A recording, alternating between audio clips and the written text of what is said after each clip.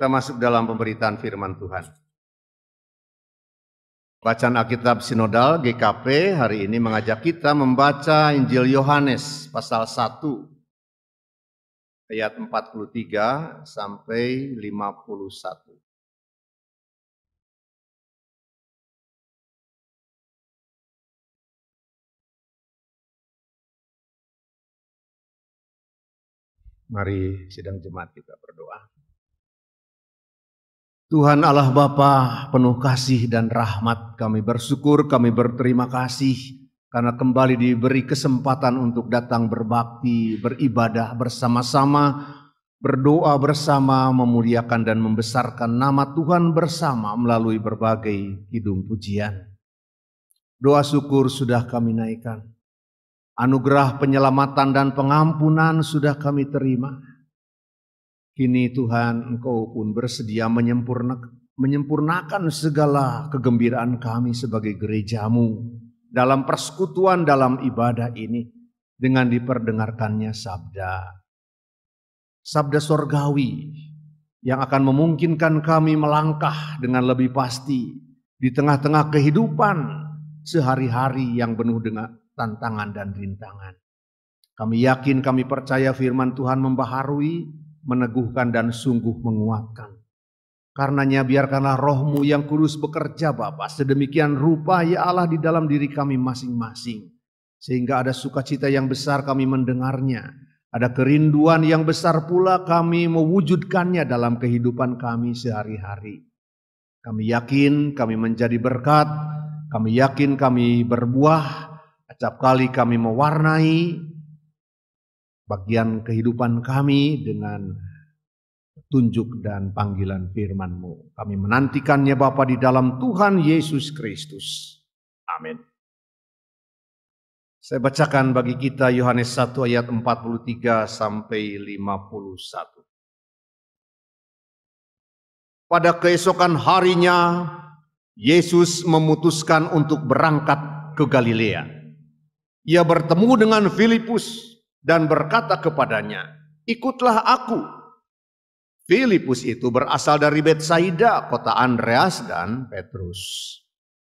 Filipus bertemu dengan Natanael dan berkata kepadanya, "Kami telah menemukan Dia yang disebut oleh Musa dalam kitab Taurat dan oleh para nabi, yaitu Yesus anak Yusuf dari Nazaret." Kata Natanael kepadanya, "Mungkinkah sesuatu yang baik datang dari Nazaret?"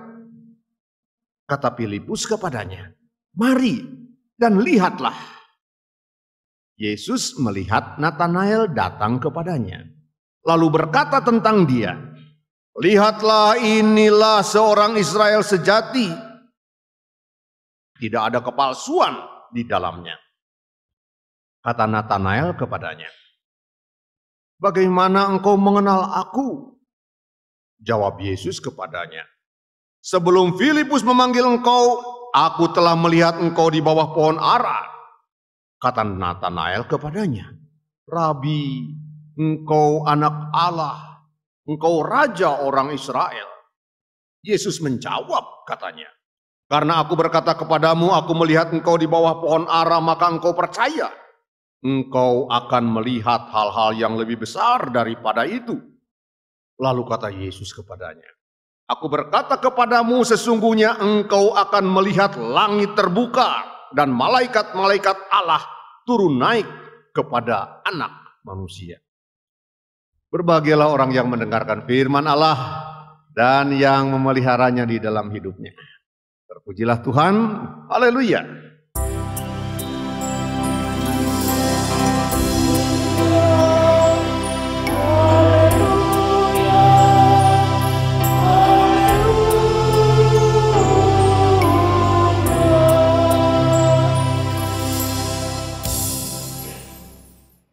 Beberapa ayat kita lihat lagi, ayat 46. Kata Natanael kepadanya, "Mungkinkah sesuatu yang baik datang dari Nazaret?" Lalu ayat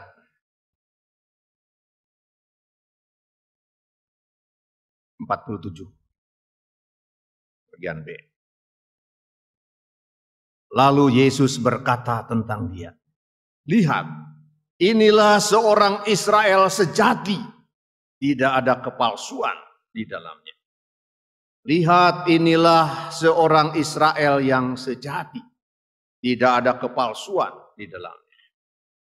Selamat pagi, selamat hari Minggu, salam Bapak Ibu Saudara. Salam sejahtera bagi kita sekalian. Saudara-saudara yang terkasih di dalam Tuhan Yesus Kristus, ada berita mengejutkan sepekan ini Bapak Ibu Saudara. Ada banyak tentu, tapi ada satu yang menurut saya sesungguhnya sungguh mengejutkan. Bahwa Presiden Republik Indonesia Bapak Joko Widodo bersedia menjadi orang pertama di Republik ini untuk mendapatkan suntikan vaksin COVID-19. Saudara-saudara kasih Tuhan, ini luar biasa, ini mengejutkan. Sebab di tengah-tengah kontroversi, apakah vaksin itu berbahaya, apakah vaksin COVID-19 itu aman atau setengah aman, di tengah-tengah berbagai pro kontra seperti itu, beliau berkata, "Silahkan, saya yang akan menjadi orang pertama di negara ini untuk disuntik vaksin." Ini mengejutkan saudara-saudara yang terkasih dalam Tuhan. Saudara dalam Tuhan, kita tahu zaman bahula, zaman dahulu, di setiap negara raja-raja biasanya mempunyai seorang juru minum dan juru makan. Maksudnya apa? Untuk pengamanan. Apakah dalam setiap makanan yang akan dihidangkan kepada raja itu aman? Ada racunnya atau tidak? Maka dicicipi dulu, dimakan dulu oleh juru makan, juru makanan.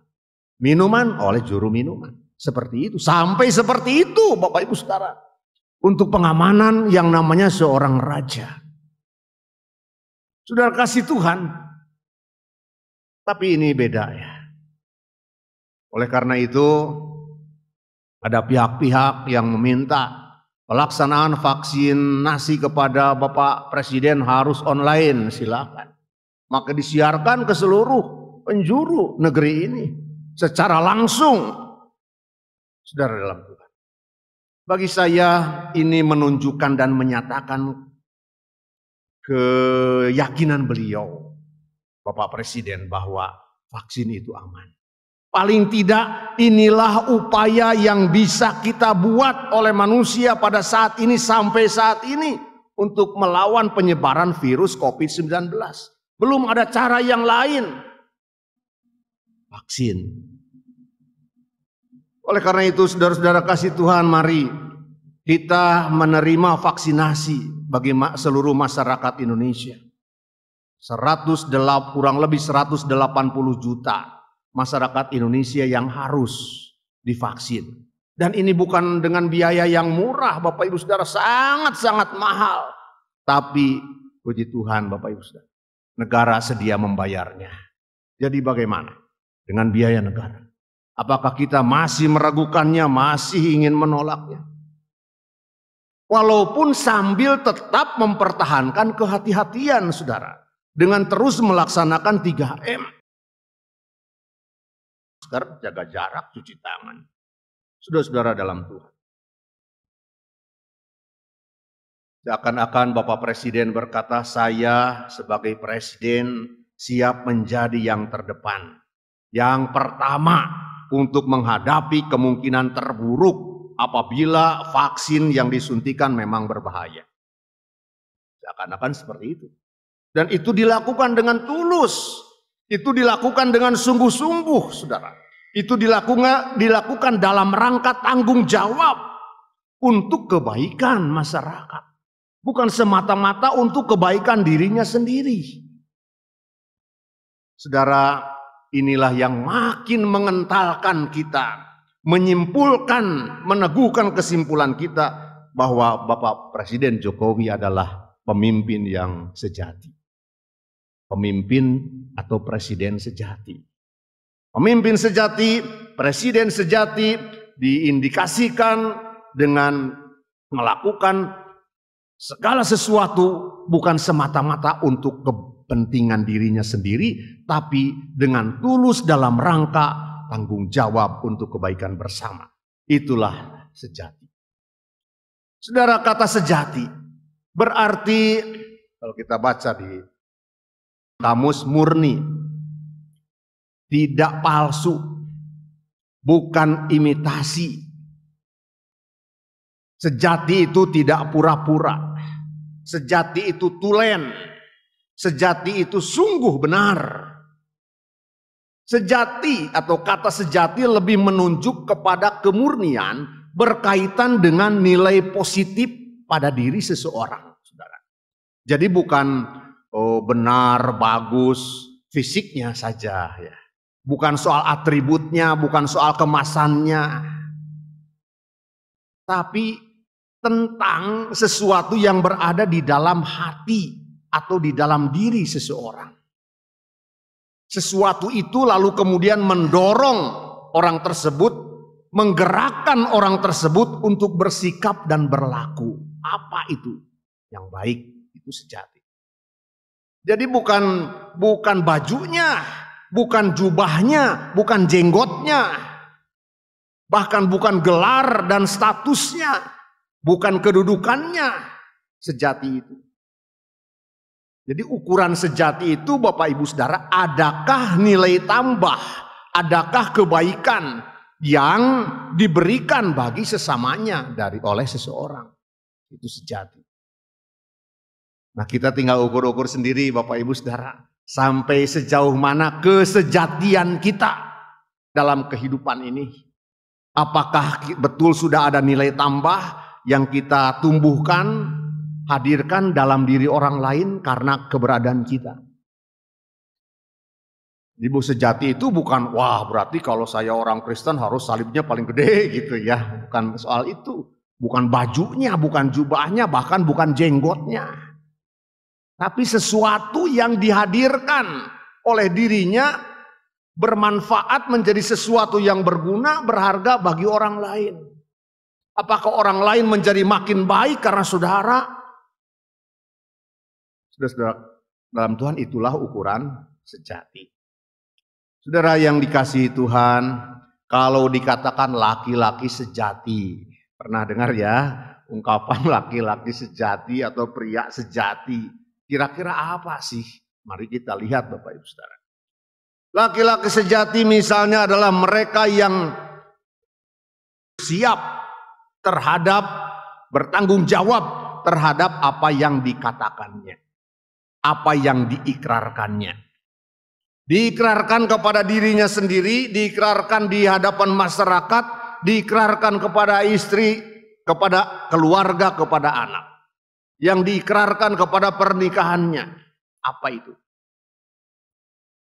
Kita tahu. Apakah dipertanggungjawabkan? Apakah ditunjukkan rasa tanggung jawab terhadap apa yang diikrarkannya? Itu laki-laki sejati, ukurannya di sana. Bapak Ibu Saudara, bukan yang menelantarkan keluarga.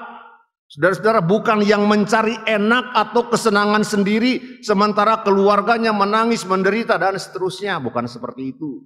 Laki-laki atau suami yang sejati gitu ya. Ini kita membuka kata sejati, Saudara. Lalu kalau dikatakan misalnya pahlawan sejati. Pahlawan sejati itu seperti apa? Antara lain, keberaniannya bukan dibuat-buat.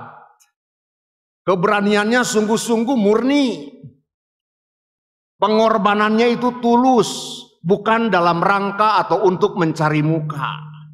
Pengorbanannya bukan ia wujudkan dalam rangka mencari keuntungan diri sendiri, bukan. Pahlawan sejati itu adalah yang perjuangannya semata-mata demi bangsanya, demi seluruh masyarakat dan negaranya. Perjuangannya tidak setengah-setengah. Upayanya bukan hanya satu kali. Oleh karena itu dikatakan pahlawan sejati itu pantang menyerah misalnya.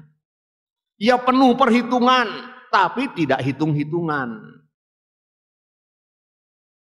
Bahkan ia sedia berkorban, memberikan apa yang ada padanya. Ia hati-hati, tapi ia tidak ragu-ragu.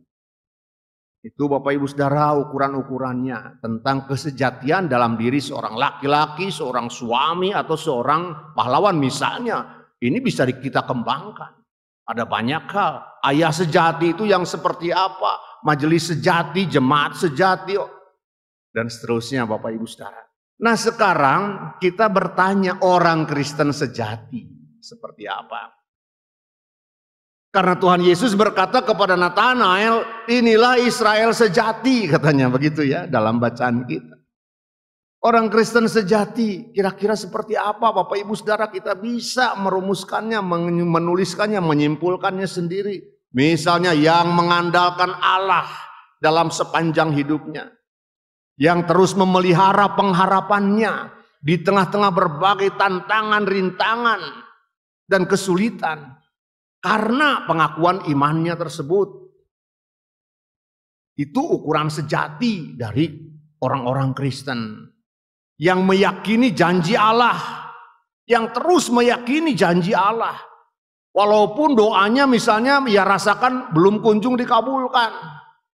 Saudara-saudara dalam Tuhan. Yang terus meyakini bahwa Allah telah menganugerahkan yang terbaik baginya. Walaupun ia rasakan kok seperti ini yang terbaik itu. Tapi ia terus berjuang untuk meyakini bahwa itulah yang terbaik. Saudara dalam Tuhan yang terus merasa berhutang kepada Allah. Terus merasa berhutang kepada Allah. Oleh karena itu ia akan terus bersyukur. Oleh karena itu ia akan terus berdoa. Oleh karena itu ia akan merasa terus terpanggil untuk bersekutu. Karena di dalam persekutuan ia bisa memuji Allah bersama-sama. Oleh karena itu, karena ia terus merasa berhutang kepada Allah, ia dipenuhi dengan kesediaan untuk melayani. Saudara-saudara dalam Tuhan sesuai dengan apa yang ia mampu. Ia bisa. Itu orang Kristen sejati dan seterusnya. Tentu bukan hanya itu Bapak Ibu Saudara. Karena ukuran sejati itu sekali lagi bukan untuk diukurkan kepada orang lain.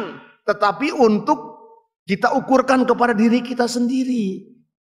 Sehingga silahkan Bapak Ibu Saudara. Saudara-saudara dalam Tuhan, orang Kristen sejati memang harus punya nyali ekstra. Hati empedu yang ekstra. Untuk apa? Untuk setia kepada Allah. Karena tidak sederhana. Karena tidak mudah, ada berbagai tantangan godaan yang datang. Saudara kasih Tuhan, kita melihat bacaan kita. Filipus. Filipus ini sudah bertemu dengan Yesus dan sudah menerima ajakan Tuhan Yesus untuk menjadi muridnya.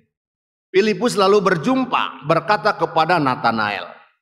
Di dalam ayat 45. Natanael, kami atau saya telah menemukan Dia yang ditulis oleh Musa dalam Taurat, yang dinubuatkan oleh para nabi, yaitu Yesus, anak Yusuf dari Nazaret. Oh ya, kata Natanael. Natanael juga bukan orang sembarangan, ia orang Yahudi yang sangat setia, saleh. Ia hafal Taurat, ia hafal cerita nabi-nabi. Tapi lalu ia merenung, oh ya, tapi apakah mungkin dari Nazaret bisa datang sesuatu yang baik? Kata Natanael kepada Filipus.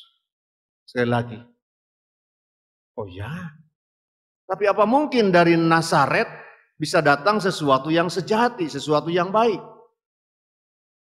Filipus menjawab, mari kita lihat aja, engkau lihat aja, katanya Yesus itu. Maka diajaklah, pergilah Filipus dan Natanael menjumpai Yesus sebelah sono mungkin. Lalu kata Yesus kepada Natanael setelah ia datang, inilah orang Israel sejati. Kata Yesus kepada Natanael. Terus Natanael menjawab, kok tahu? Begitu ya. Kenapa, dari mana engkau tahu? Begitu maksud Natanael. Yesus menjawab, tadi sebelum engkau bertemu Filipus, aku melihat. engkau berada di bawah pohon ara. Terkejut Natanael, betul. Tadi sebelum ketemu Filipus sebelah sana di jalan di sana aku berada di bawah pohon ara memang. Lalu disitulah Natanael berkata kepada Yesus, engkaulah Allah, anak Allah. Engkaulah Raja Israel. Bagaimana ia bisa tahu? Ya, tadi ia berada di bawah pohon ara. Bapak Ibu Saudara yang terkasih dalam Tuhan. Sekali lagi Yesus berkata, inilah Israel sejati. Karena Natanael tadi berada di bawah pohon ara. Ngapain dia berada di bawah pohon ara? Orang-orang Yahudi kalau dalam perjalanan berdoa, nggak pernah melupakan Tuhan. Melihat pohon ara, mereka mengambil kesempatan untuk berdoa. Itu kebiasaan orang Yahudi. Dan kebiasaan ini ditunjukkan terpelihara di dalam diri Natanael. Oleh karena itu Yesus berkata, inilah Israel, engkaulah Israel sejati. Yang bukan hanya hafal tentang cerita nabi-nabi, isi Taurat, tapi juga ia lakukan dalam segala kesempatan untuk tetap bersekutu dengan Tuhan, memelihara hubungan dengan Allah walaupun dalam perjalanan. Ada pohon ara, nggak ada sinagoge pun, nggak ada gereja pun di bawah pohon ara. Itu kebiasaan orang Yahudi. Saudara-saudaraku yang terkasih di dalam Tuhan, lalu Yesus berkata, Natanael, karena engkau percaya,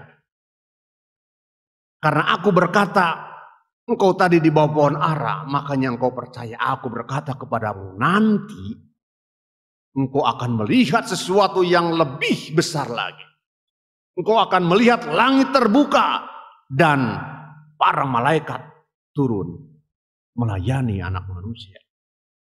Dan oleh karena itu Natanael makin besar hatinya, yang makin terpanggil saudara-saudara untuk menghadirkan diri sebagai Israel sejati, yang berdoa, yang percaya, yang berharap kepada Allah. Saudara-saudaraku yang dikasihi oleh Tuhan, pertanyaan Natanael, adakah yang baik bisa muncul dari Nazaret? Nazaret itu kampung kecil, nggak terkenal, nggak diperhitungkan. Apakah dari yang kecil yang nggak diperhitungkan bisa muncul sesuatu yang baik? Kata Nazaret, kata Natanael tentang Nazaret. Saudara-saudara dalam Tuhan. Tapi pertanyaan itu dijawab oleh Tuhan Yesus sendiri. Secara langsung atau secara tidak langsung. Ini aku dari Nazaret, kata Yesus. Seakan-akan seperti itu. Tapi bukan itu yang lebih penting, kata Yesus. Engkaulah Israel sejati. Dari manapun engkau datangnya, mau dari Nazaret, dari Galilea, dari Yudea. Itu nomor berikutnya, itu tidak penting. Yang penting berkaitan dengan kesejatianmu adalah apakah engkau tetap percaya kepada Allah dan memelihara kepercayaanmu kepada Allah itu dengan setia, dengan tekun. Saudara-saudaraku yang dikasihi Tuhan, dan engkaulah orang itu. Saudara yang terkasih dalam Tuhan. Adakah yang baik bisa datang dari Cideres? Itu kan pertanyaan ulangan bagi kita. Apakah yang sejati bisa datang dari Cideres? Apakah yang baik bisa datang dari Tarutung? Dari Majalengka? Soal tempat Bapak Ibu Saudara itu nomor 2, nomor berikutnya. Bukan yang utama. Yang penting, yang hakiki, apakah orang-orang Cideres tetap memelihara iman kepada Allah? Apakah orang-orang Cideres yang telah diperkenalkan kepada Allah oleh Verhoeven tetap menyuburkan persekutuan, memelihara kebersamaan? Apakah tetap orang-orang Cideres memperjuangkan misalnya istilah-istilah pandangan masyarakat, orang pakumpulan, rajin berdoa, rajin ibadah? Itu yang penting tentang kesejatian. Apakah gaung ini tetap terpelihara sampai saat ini? Bahwa Cideres itu gemar memuji Allah. Itulah ukuran-ukuran tentang kesejatian Bapak Ibu Saudara.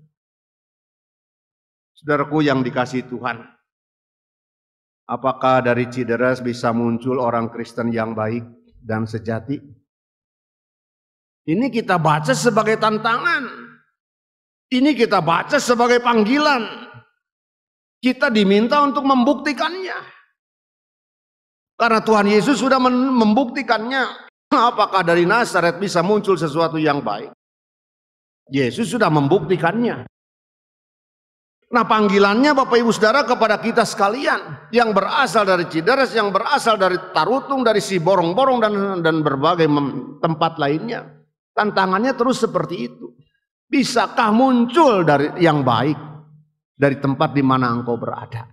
Dan ternyata itu nomor 2. Sebab nomor utamanya adalah dari dirimu sendiri. Apakah engkau bersedia untuk mempertahankan hubungan kasihmu dengan Allah, pertautanmu dengan Allah? Tuan Verhoeven, Bapak Ibu Saudara, menumbuhkan benih iman di Cideres. Tuan Nomensen, Bapak Ibu Saudara, sama kurang lebih. Menumbuhkan bibit-bibit iman kepada Allah di Tanah Batak.